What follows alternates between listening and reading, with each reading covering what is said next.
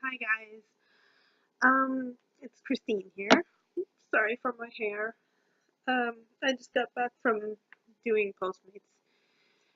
Anyways, today's video, shall I say tonight, it's already midnight here. Tonight's video is going to be about grieving the loss of a loved one. Um, and there's going to be a history about my mother, who had passed away around 3.5 years ago, I think. So, if I do, sorry about my fidgeting. If I actually haven't told anybody about uh, how I felt and the whole process of my mom's diagnosis and then her up to her death. I've never told anyone my thoughts, my feelings about this, because it's a really difficult subject for me to talk about. Um, I not even my closest friends know how I felt at the time. So if I do start crying in the middle of this video, I apologize in advance. And if you're still here with me, hi. Okay, so let's get started. My mom was diagnosed with a form of cancer that formed um that formed on the lining of her uterus, like, and this was about, I would say, 4.5 to 5 years ago when she was first diagnosed. I remember that um, I was like 21 or 22. I just remember that I had just gotten out of school. This was when I was still in college. Um, I remember it was a Friday, so both my parents were not working, and it was their day off, and so you so normally um, they would pick me up on Fridays, and we would go pick me up from school on Fridays, and we would go eat, and then I would help them on their errands, or we would go shopping together as a trio. But I remember that that afternoon when I got into their car, it was just dead air. Once again, sorry for pausing so much. It is a very difficult subject for me to talk about. Anyways, back to the story. I got in the car and it was just completely silent. And so I thought something was wrong. And then my mom was like, I have something to tell you. Sorry. I have something to tell you. And then that was when I knew something hit the fan, to put it bluntly. So I was like, okay, what is it? And I was just, there was like this terrible feeling in my gut. I knew something was wrong. Um, Sorry. And then she told me that the doctor had diagnosed her with that cancer. And right then, I was in shock. My world had flipped 180 degrees. Uh, and then she went, and I noticed that she was completely distraught. Like, she did not know what to do, and I had never seen my mom like that ever before. Like, because she was the bravest woman, smartest woman. She always knew her surroundings. She was always aware. She was, she was always on the lookout. So I've never seen her that scared. And seeing her like that made me scared because she didn't know what to do. For once, I, for once, she told me that she did not know what to do. That was the first time I've ever heard her say that. Oh, sorry. Um,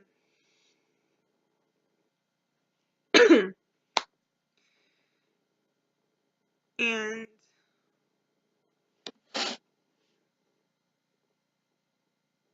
then a few seconds later, I knew that I had to step up to the plate and do my best to take care of her, or or at or at least not make her worried about me. Um, sorry. So basically, that was the moment that my world turned, and then I remember, I I remember, um, we would always have to we I mean, my dad drove us to drove her to chemotherapy. No, well, sorry. Her first diagnosis, she did not have chemotherapy. She had radiation. Uh, and then she had surgery and then radiation. The first time they removed all of her lymph nodes, I think. Whatever's down there, they removed it. And then she did radiation, and um, and then they told, and then a few months later, after the whole radiation therapy, they told us the cancer was gone, and I was so happy for her, and she was so happy.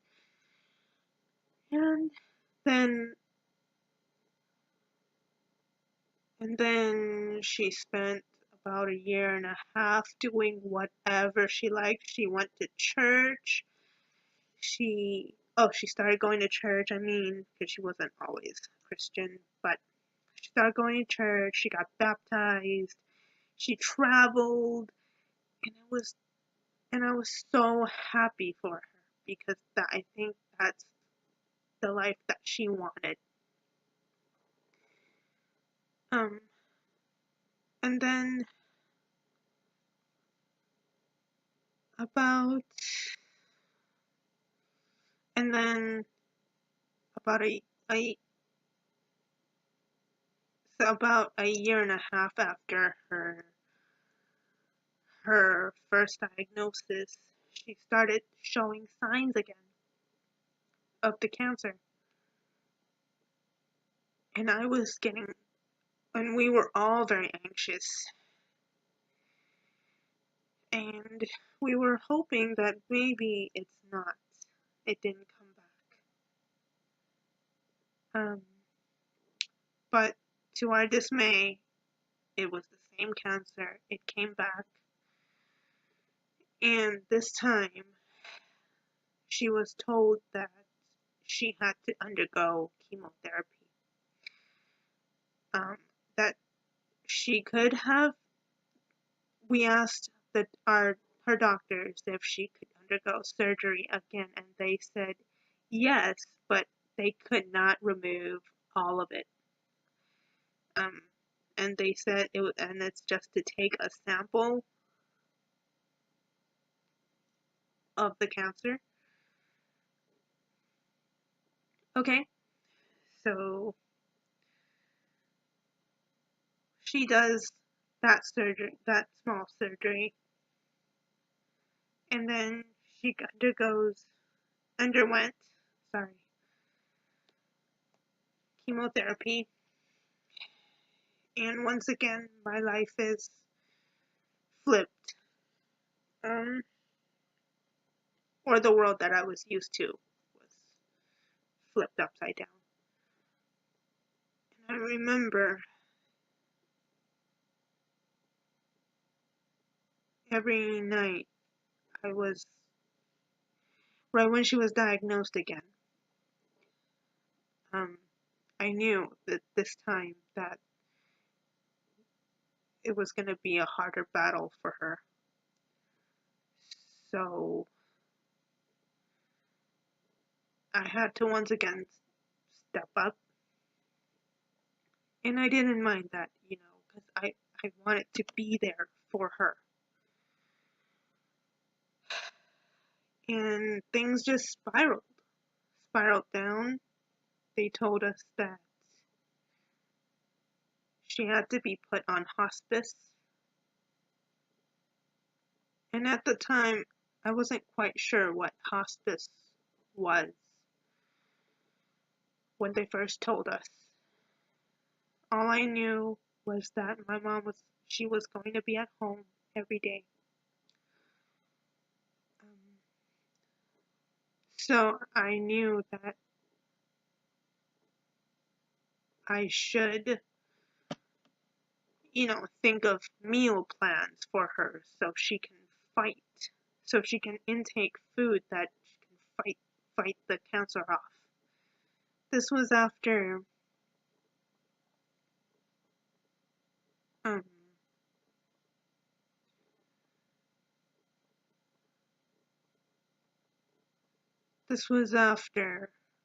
chemo. They put her on hospice after chemotherapy. It didn't work. The chemo didn't work. They told her it was too strong. Sorry. They told her it was too strong.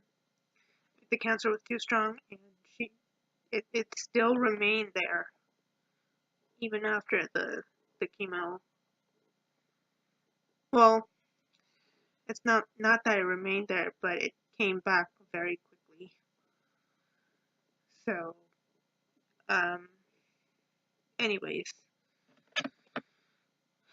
when she was put on hospice, I knew it was my job it was my turn to take care of her. And I tried so hard. I wanted to be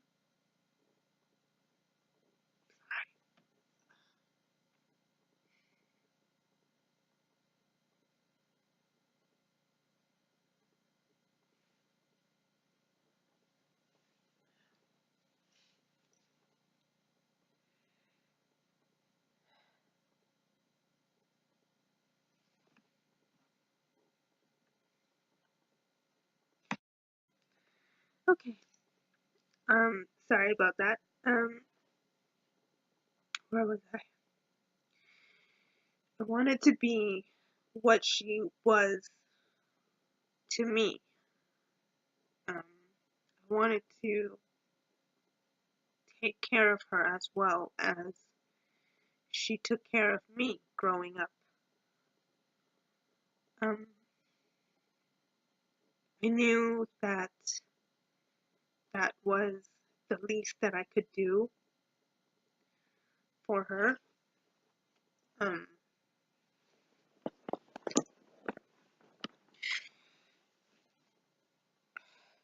and I didn't really know what else I could do.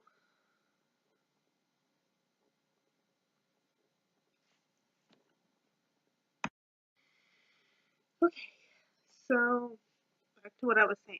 Every day, I remember when she was put on hospice, I didn't want her to work that much. So every day, I would clean the house. I would try to make her meals and wash her.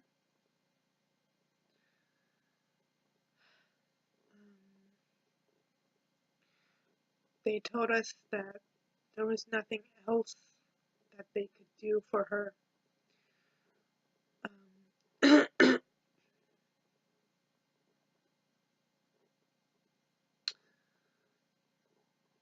They actually, um, well, yeah, they sent her to City of Hope, but the people at City of Hope told us that there was nothing that they could do, and that was the most terrible news. Um,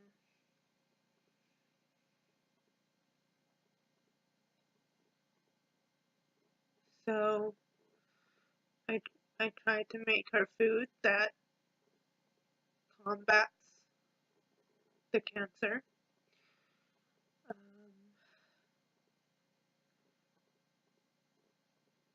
And then that lasted for a long time. It lasted for quite a while. And then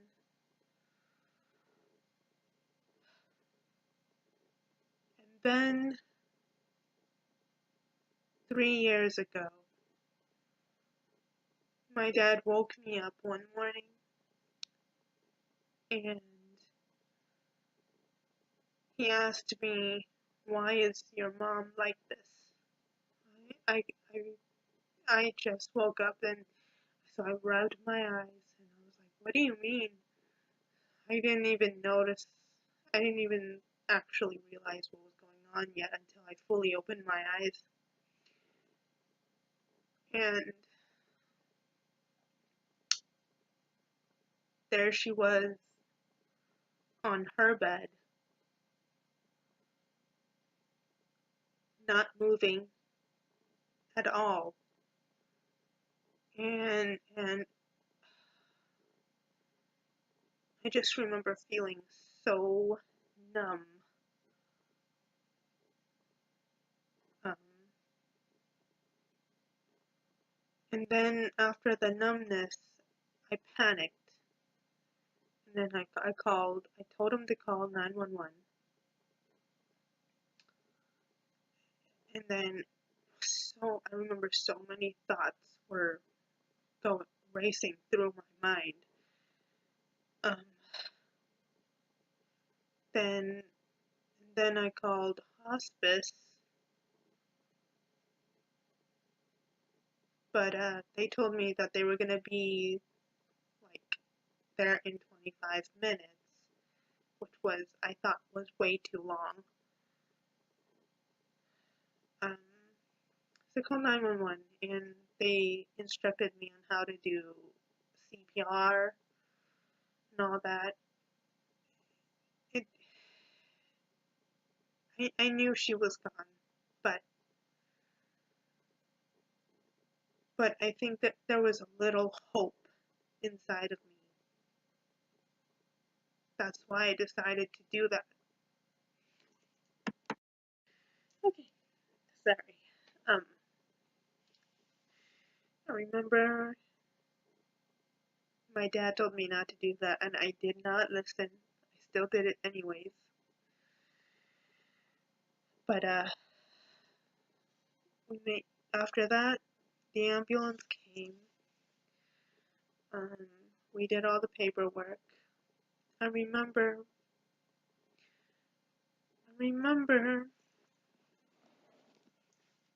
Um,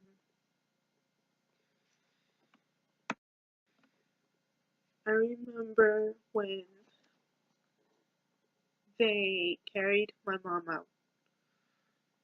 I remember just hugging my dad and just crying my eyes out, and just I screamed out in pain, because she's my mom, and I felt like they did. I felt like I could have tried my tried even better to save her, and I felt like, even though I know I did the best I could now, but I just felt like I could have made it better. I could have maybe tried harder. That I actually blamed myself a long time after her death.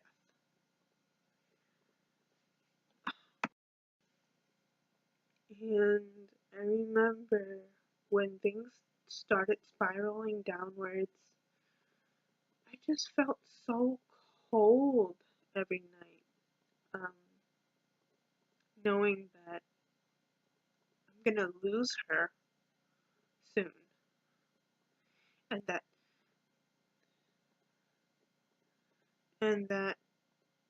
there was really nothing that we could do about it, and I felt so hopeless and helpless. Actually, scratch that. I only felt helpless. I was full of hope. Um, and I felt pretty useless, because I know that when I was sick, she'd always be there to make it better, but I I couldn't, except, you know, except for cooking for her and cleaning her, but other than that, there was nothing else I knew to do. Um, and like helping her with her needs and stuff. And I remember every day I was like researching how to on how to combat cancer, like what kind of foods she should eat and everything. But that still didn't help when every night, when I before I closed my eyes, when I closed my eyes, I just felt completely cold and helpless, even though we shared the same room. And oh, and another thing, we had different beds. She was sleeping on hers, I was sleeping on mine. We shared the same room. So that's why I blamed myself for a couple of years after her death, because I felt, because they determined that the time that she passed away was early in the morning, like 5 or 6 in the morning, and I woke up at an hour later. So I always felt that if I woke up earlier, I would have maybe I would have been able to make the call earlier, and they would have been able to save her, maybe, you know. But I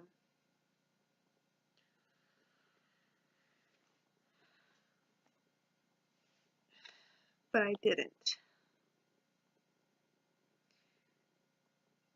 And I really, really hated myself for that.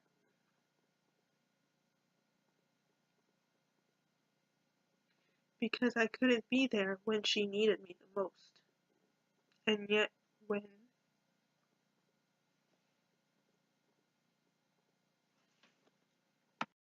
and yet, hi, um, sorry. And yet, when I needed her the most, she was always there for me, and for everyone in my family.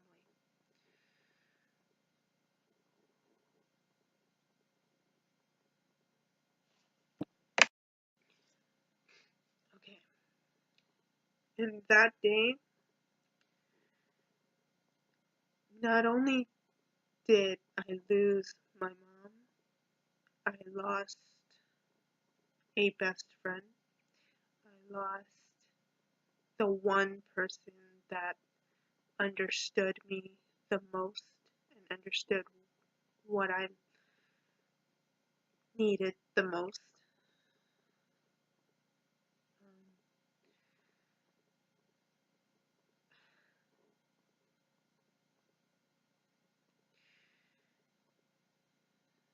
so from that day onwards, I had promised her that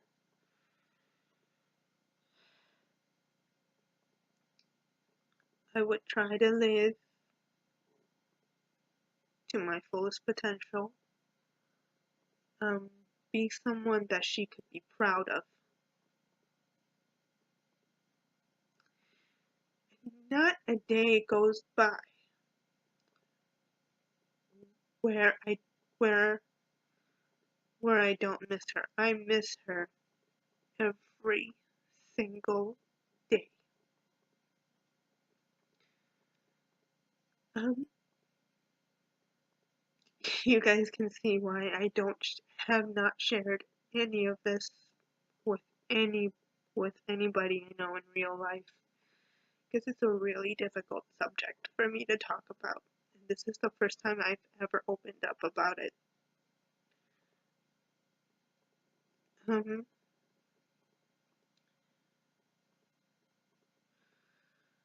and I also wanted to share this experience with everyone, with all of you guys, just in case there's anybody, any one of you out there that is going through something similar. I want you guys to know that you're not alone. Um, and that there are people who have went through similar experiences. Um,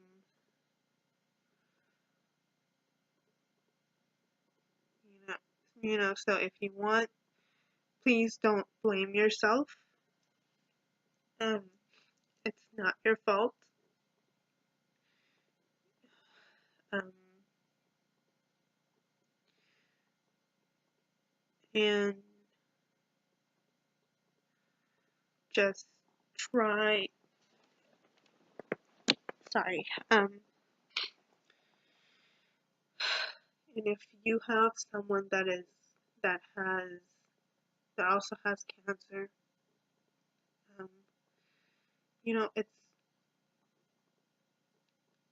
it's okay to feel depressed um, about it, especially when you're a caretaker. Um, you just gotta remind yourself that you need to be strong for them, because you are their hope. You are a representation of their hope. So if you stay positive, there's a good chance that, sorry, there's a mosquito, that whoever you are taking care of, they will stay positive too. And in my opinion, that is a very important aspect of battling a a disease such as cancer.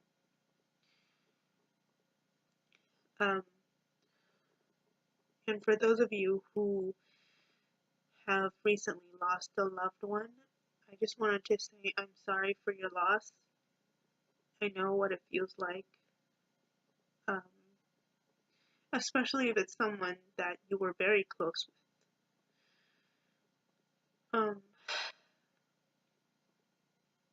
And I hope you'll be able to find your closure soon. Um,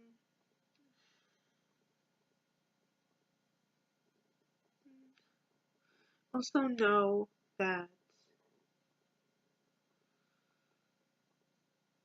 they are they are watching over you. Um,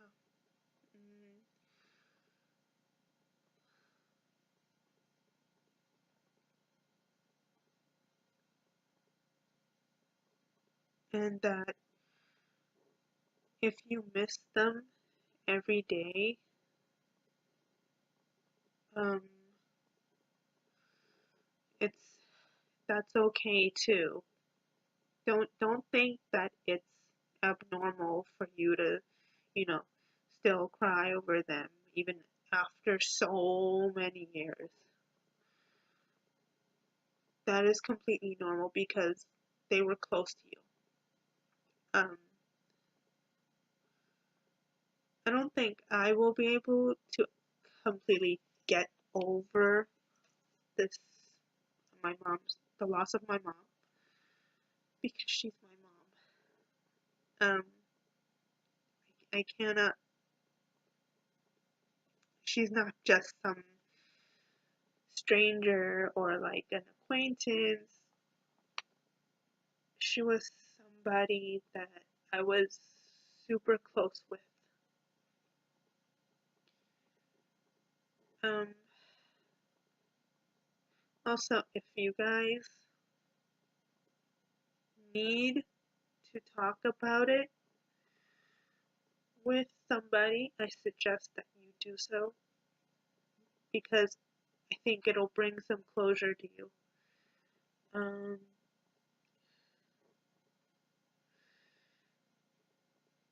just like this video did for me. Alright, thank you for watching. Um, if you have similar experience or if you want to watch more of our videos, please click subscribe. Thank you so much.